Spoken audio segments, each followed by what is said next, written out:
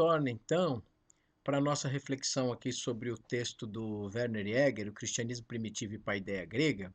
E hoje a gente fala a partir do terceiro capítulo, né, da terceira conferência do Werner Jäger. Então eu gostaria de destacar alguns pontos para essa nossa reflexão, né? Então, nas últimas conversas que nós tivemos, nós falamos um pouco dessa relação entre o cristianismo primitivo e a paideia grega, e hoje uma questão é bastante importante para a gente pensar sobre essa temática, né? E a pergunta inicial que a gente deveria fazer é por qual motivo os cristãos primitivos, né, na verdade, né, parece que eles se dirigiram, né, a um público, né, não cristão. O Jäger começa o seu capítulo segundo, capítulo terceiro, um pouco com essa reflexão.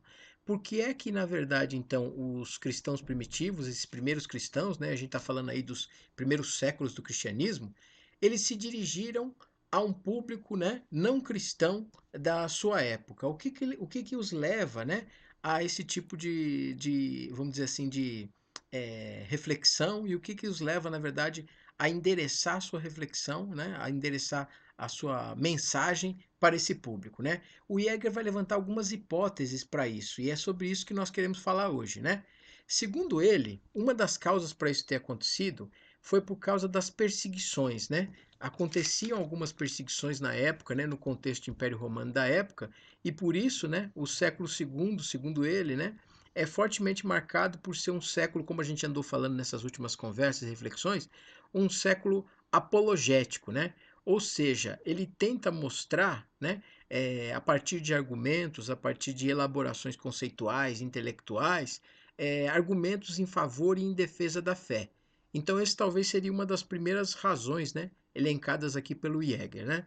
Um outro ponto, né, é que a gente pensa que ele, na verdade, está tentando argumentar para algumas pessoas da época, esses não cristãos, que eram pessoas formadas vamos dizer assim, no seio do helenismo, no seio da cultura clássica e de alguma maneira pessoas letradas, né? Essas pessoas, é para essas pessoas letradas que ele está tentando argumentar, né? Ele reflete sobre isso no texto, começa a montar um pouco, né? Então, além de usar a estrutura conceitual, filosófica, né, grega, é para essas pessoas que ele está tentando, com essas pessoas que ele está tentando argumentar. E aqui eu abro um parênteses, né, para pensarmos uma coisa muito curiosa e talvez darmos um salto aqui dos primórdios do cristianismo, né, no século II, até o século XIX, para encontrar com um autor, filósofo, estudioso clássico, teólogo, conhecido de alguns de nós, que é o Schleiermacher. O Schleiermacher escreveu no século XIX uma obra cujo título é Sobre a Religião, né? Discursos sobre a Religião. E o subtítulo dessa obra, ela é destinada aos cultos menosprezadores da religião. O Schleiermacher vivia numa época, né, a saber, o século XIX, depois, é claro, então, como a gente percebe cronologicamente, de ter acontecido várias coisas, né? Por exemplo, a sociedade vivia o pós-Revolução Francesa, vivia o pós-iluminismo, né? Vivia uma certa autonomia da razão, e a religião recebia muitas críticas, especialmente depois se a gente pensar no contexto do século XVIII e do século XIX. E aí o Schleiermacher ele escreve esse texto, né? Ele como teólogo e como cristão, escreve um texto sobre a religião, né, em alguns discursos, né, e nesses discursos ele tenta refutar a religião, e curiosamente a gente observa no subtítulo da obra essa menção aos cultos menosprezadores. Pensemos agora então no contexto do século II, né? Talvez aqui, né, guardadas as devidas diferenças, né, que a gente tem que, é claro, olhar, o século II também fazia isso, tentava de alguma maneira fazer o seu discurso para aquele público culto, para aquele público erudito, e é aquele público que manejava o instrumental clássico, que manejava o conhecimento clássico, manejava a filosofia, e é com o qual esses primeiros pais da igreja, esses primeiros pais apologetas do século II em diante, também vão usar desse instrumental para falar do cristianismo. Então é muito interessante a gente imaginar que talvez essa faceta apologética do cristianismo, quando a gente pensa num projeto como esse, indo do século II ao século XIX, ela talvez percorreu boa parte da história do cristianismo, e ela sempre esteve presente, né, em vários momentos da história do cristianismo, tá? Então, esse conceito então de paideia que o Jäger quer ressaltar, né, e vai ressaltar pelo livro todo, ou seja, paideia aqui compreendido amplamente como cultura, como formação, sempre pensa então a paideia no contexto do cristianismo e no contexto da filosofia grega clássica, né? E aí o Jäger vai dizer que há alguma razão além para que os cristãos primitivos também tivessem fazendo esse discurso. E aí ele aponta, por exemplo, umas razões muito significativas no seu texto. A primeira delas é que esses cristãos primitivos estavam sendo acusados, por exemplo, né, de canibalismo. Então, hoje pode parecer estranho, né? Mas a crença cristã na Eucaristia, e um dos sacramentos da igreja cristã presente na Eucaristia, envolve, né, ainda que simbolicamente, corpo e sangue. E corria entre as pessoas comuns, e mesmo entre as outras também, corriam pessoas que. A gente tem registros históricos, né, disso, que muitos romanos e muitas pessoas que viveram ali na Antiguidade Clássica atribuíam aos cristãos cerimônias ocultas, cerimônias reservadas, e que nessas cerimônias ocorreriam atos de canibalismo. Aí, então tem toda uma discussão sobre isso. Então, por exemplo, ao usar o instrumental da filosofia grega, ao usar argumentos, ao usar uma apologia mais clara, diluiria uma espécie de acusação de algo tão forte como o canibalismo ocorrendo entre os cristãos. Então diminui esse tipo de coisa, né? Então, esse tipo de, vamos dizer, de posição dos cristãos primitivos era, na verdade, uma posição frente a acusações que eles recebiam, né? Algumas até bastante fortes e até, digamos, podemos dizer hoje absurdas, né? Como essa que acontecia. Outra acusação que eles respondiam, e essa é muito interessante pensar, é uma acusação sobre ateísmo, né? É curioso, hoje talvez a gente pensaria como é que alguém pode ser, alguém que professa alguma crença, pode ser acusado de ateu. Porque para a gente hoje, né, a compreensão de ateísmo, ela praticamente está ligada a desacreditar de alguma coisa, né? Ou até a refutar a existência de alguma coisa, né? E aí no caso de Deus ou dos deuses, né? No entanto, no contexto clássico, a gente tem que lembrar que a crença ela está muito atrelada e muito ligada à crença nos deuses da cidade, nos deuses da polis, nos deuses do local, né? Isso vem desde muito tempo e isso repercute ainda na antiguidade grega e romana.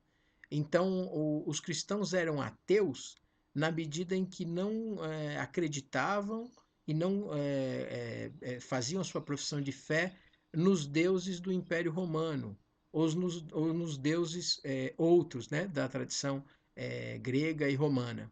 Então, por isso eles eram ateus, né? Ou seja, o ateísmo aqui não está ligado a acreditar ou não acreditar, ele está ligado a acreditar no Deus da cidade ou acreditar em alguma outra divindade que não seja o Deus da cidade. Isso também se constitui num ato de ateísmo.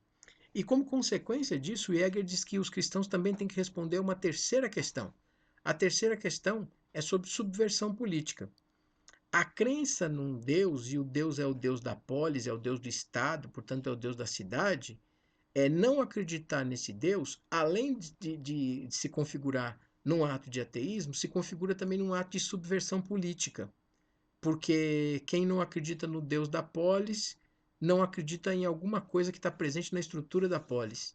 Então, portanto, é alguém que pode ser considerado, pode se considerar que essa pessoa pratica um ato de subversão. Né? Essa pessoa não está de acordo com aquilo que deve se pensar em termos de um Estado. Né? Então, ou seja, ela não acredita no Deus do Estado, portanto, ela é uma pessoa subversiva aos olhos desse Estado. Tá? É importante frisar aqui, né? Nesse mesmo período do século II em diante, o século por excelência das grandes apologias que o Jäger está falando para a gente aqui, a gente pode destacar um texto bastante importante chamado A Palavra Verdadeira, do pagão romano Celso. Celso escreve esse texto, e quando nós lemos esse texto ainda hoje, né? E aqui eu faço mais uma das aproximações com o século XVIII, com o século XIX, muitas das críticas que a gente observa à religião no século XVIII, vinda da pena de iluministas, e a gente observa, por exemplo, no século XIX, vindo da pena, por exemplo, bombástica de um autor como Nietzsche, a gente pode observar nessa obra do pagão romano Celso. Nessa obra, A Palavra Verdadeira, Celso se dedica a explicar, ele, na verdade, vai se dedicar a fazer um texto para falar sobre a falsidade do cristianismo e falar sobre o quanto o cristianismo era ilusório, o quanto ele não devia ser aceito, por essas razões aí também que eu já elenquei, ou seja, do ateísmo, da subversão, né? Até mesmo de coisas que não eram aceitas pela sociedade romana. Mas aqui, curiosamente, nesse texto, o Celso coloca ainda mais um agravante, né? Ele começa a escrever um texto para combater o cristianismo, para combater isso que ainda é uma seita do judaísmo no texto dele, né? Curiosamente, a gente tem que primeiro pensar por que ele escreve o texto e a quem ele destina o texto. O texto dele é destinado, na verdade, àqueles romanos, aqueles homens, vamos dizer, desse período, que começam a aceitar o cristianismo, ou que começam a pensar seriamente em algumas possibilidades do cristianismo. Começam alguns a se converter ao cristianismo, começam alguns a aceitar suas teses, e o texto do Celso é de uma clareza, às vezes, um pouco chocante. Ele começa seu texto dizendo que ele não gastaria sua pena, não se dedicaria a escrevê-lo se o cristianismo, esse cristianismo como seita do judaísmo ainda na época, se ele estivesse sendo aceito somente pelas castas inferiores. E ele coloca como castas inferiores mulheres, escravos e crianças. Então, aos olhos do Celso, né, pagão romano, o cristianismo é uma religião para escravos, para mulheres e para crianças. O que ocorre é que ele começa a ser aceito nas altas, em algumas esferas médias e até altas do Império Romano. E, portanto, ele começa a ser aceito por conta de alguns argumentos, por conta de convencer argumentativamente alguns. E aí, por conta disso, o Celso vai se dedicar a mostrar argumentativamente a falência do cristianismo, ou a ilusão do cristianismo. Ou seja, com o intuito de que esse público racional, aos olhos do Celso, possa lhe ouvir, uma vez que não lhe interessa argumentar com pessoas de baixa casta, como ele considerava mulheres, escravos e crianças. Ou seja, ele considera apenas possível argumentar com aqueles que desenvolvem, né, um potencial argumentativo e reflexivo, né? Notem a carga toda pejorativa, né, e forte, né, com relação a mulheres, com relação a escravos e com relação a crianças. Mas isso é bem o cerne do argumento do texto do pagão romano Celso, né? E aí esse texto fica mais conhecido depois, não talvez tanto pelo texto do Celso, né, a palavra verdadeira, mas mais pela resposta que ele recebe. Esse texto vai receber depois uma resposta de um dos pais da igreja, bastante famoso no período apologético, que é o Orígenes. E o Orígenes escreve uma obra muito maior do que a própria obra do Celso que nos chega hoje, chamada Contra Celso. Então, onde ele tenta exatamente refutar e se opor às teses desse pagão romano. Tá? Isso tudo para explicar um pouco o contexto, né, onde o Jäger nos situa e nos coloca. Né? Então, o cristianismo ele passa a ser defendido, né, por esses primeiros apologetas com argumentos filosóficos e racionais. E isso, aos olhos de Jäger, mostra, né, que Sócrates e Platão, por exemplo, a filosofia dos dois filósofos, estaria, na verdade, aliada, né, ao cristianismo. E por isso que a gente vai perceber que na história do cristianismo, por exemplo, a comparação com Sócrates é muito grande, é imensa, daria para a gente falar muita coisa sobre isso, mas o Sócrates ele acaba aparecendo em várias reflexões dos primeiros séculos do cristianismo como uma espécie de protótipo, né, daquele justo sofredor que aparece nos evangelhos. E de alguma maneira, aquele que morre como mártir e que morre pelo divino. Então, portanto, o Sócrates passa a ter inúmeras semelhanças com a figura do Cristo, né? Aquele que também não deixou nada por escrito, aquele que tinha seus discípulos, aquele que morre por uma causa justa, aquele que morre, enfim, tem inúmeras comparações, né, que vão aparecer sobre a figura de Sócrates e Cristo. Desde a antiguidade, né, essa comparação se dá desde os primórdios do cristianismo, e a gente vai observar novamente aqui, fazendo esse link com o século XIX, que ela vai permear toda a história da filosofia. Por exemplo, na Renascença, a gente tem o Erasmo de Roterdã chamando Sócrates de Santo Sócrates. E a gente vai ter depois, no século XIX, um autor como Kierkegaard, escrevendo na obra sua Conceito de Ironia, exatamente a referência ao Sócrates. E depois fazendo comparações entre o que é tipicamente socrático e o que é tipicamente cristão. Aonde isso se encontra e aonde isso se separa, né? Então é muito interessante perceber isso já na Antiguidade Clássica, como é que isso permeia boa parte da história do pensamento humano, da história da filosofia.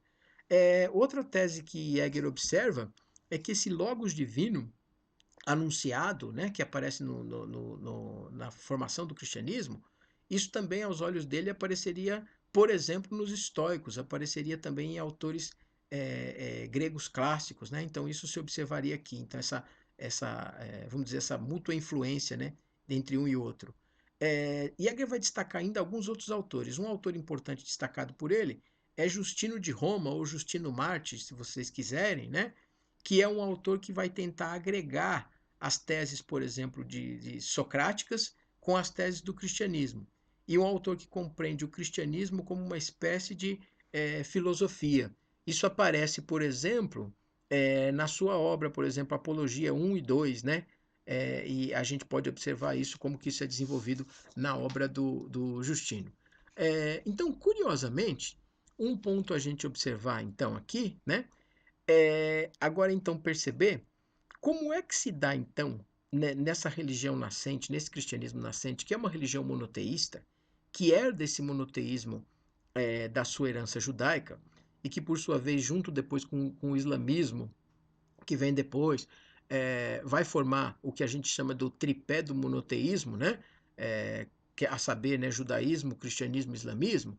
Como que essa religião monoteísta, né, ela pode ser tomada como uma religião filosófica, como uma religião racional, né?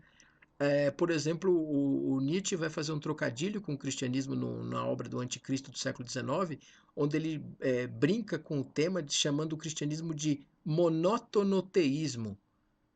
Então, ao invés de dizer de monoteísmo, monótonoteísmo, porque onde tem um Deus só parece que existe monotonia. E aí a comparação para tentar ressaltar o espírito helênico, o espírito grego, com o politeísmo, que seria mais vivo, mais alegre, mais eficaz, né, em alguns aspectos. Curiosamente, a gente pode perceber que essa tese do monoteísmo ela se estabelece como uma tese racional na medida em que a gente percebe que no monoteísmo existe um princípio organizador, um princípio explicativo e um princípio organizador. Então, por isso, o Jäger vai dizer que o judaísmo ele pode ser visto, por exemplo, no século III, no contexto de Alexandria, há referências de historiadores, né, apontando em fragmentos, que os judeus ou o judaísmo seriam conhecidos como povo filosófico. Então poderia soar estranho que o judaísmo poderia ser tomado como um povo filosófico, e no entanto há fragmentos chamando o povo judeu, naquele contexto, de povo filosófico. Filosófico no sentido de que tinha uma explicação racional para a sua crença. E o monoteísmo se constituía num tipo de explicação racional da sua crença.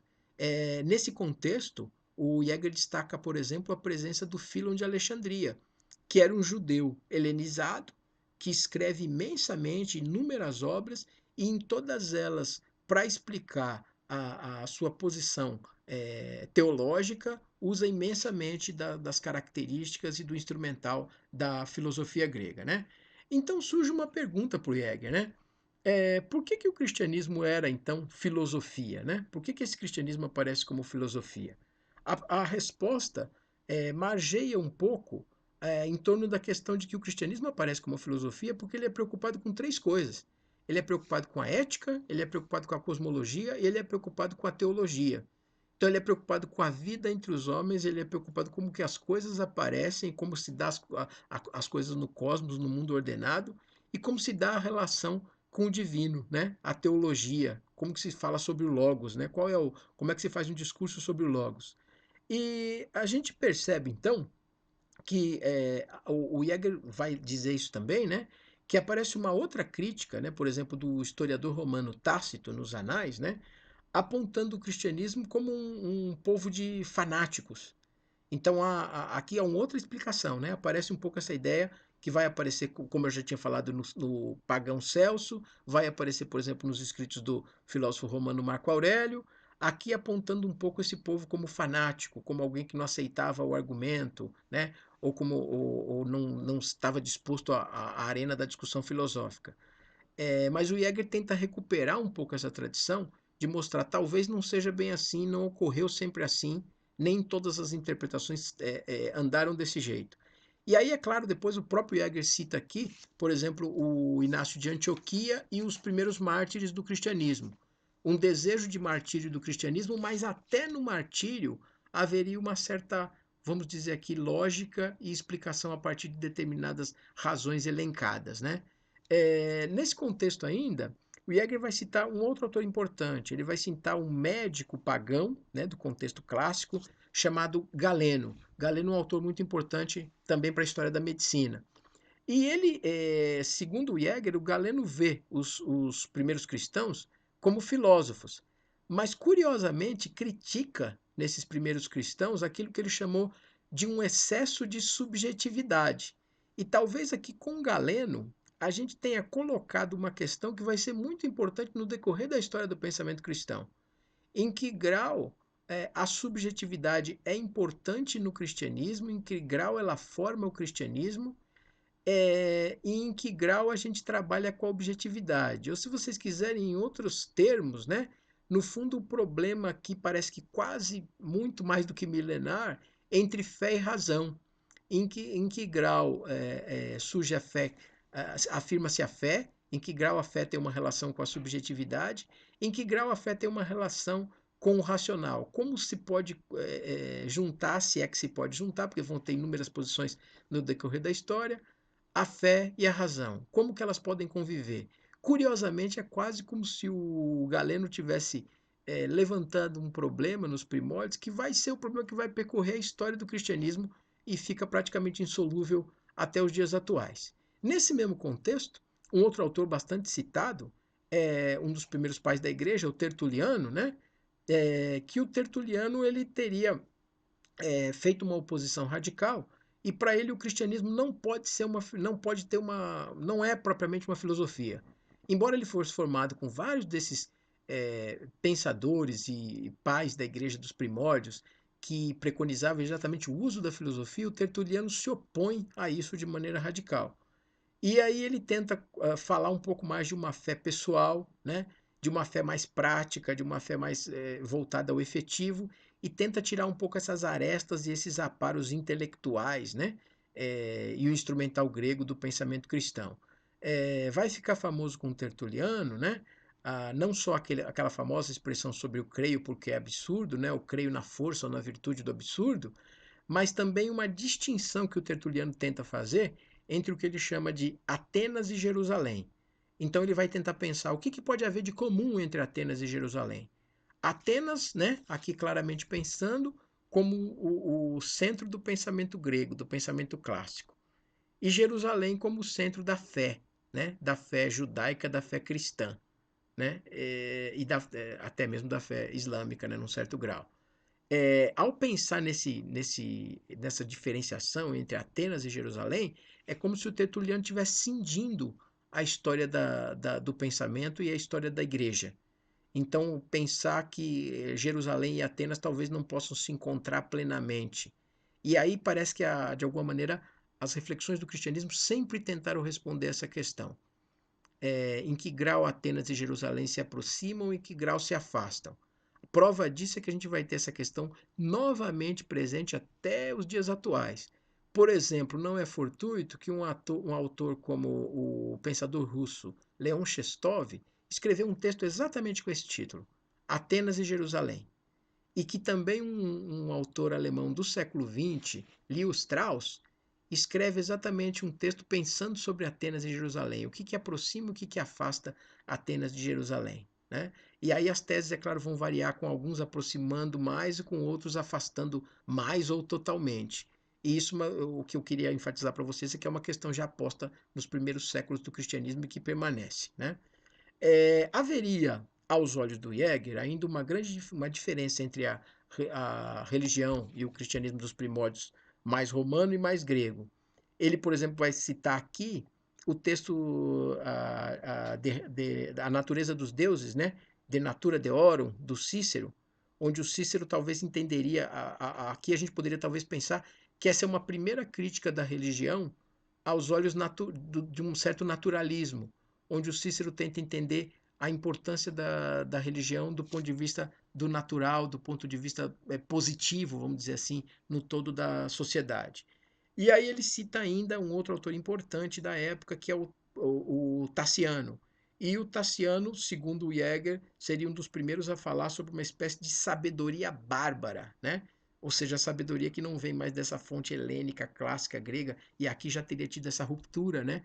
Que o Tertuliano teria apontado, essa sabedoria bárbara que seria o cristianismo. O cristianismo talvez tendo aqui agora essa outra ligação, né? Mas por fim, esse capítulo acaba de uma maneira muito curiosa, porque nas últimas linhas o Jäger vai citar São Paulo Apóstolo e exatamente perceber como São Paulo Apóstolo se move dentro desse contexto. Como ele se moveu, ou seja, olhando, por exemplo, a relação com o estoicismo, olhando o mundo clássico onde Paulo estava colocado, olhando o mundo romano do período, os autores com os quais dialogava, a maneira como Paulo construiu sua teologia, né? Isso, o quanto a sua teologia tem de filosófica também. Então isso fica como uma coisa instigante para a gente pensar para a nossa próxima conversa, onde a gente vai tentar ir aprofundando um pouco mais esses temas conforme o Jäger vai fazendo aqui, ok?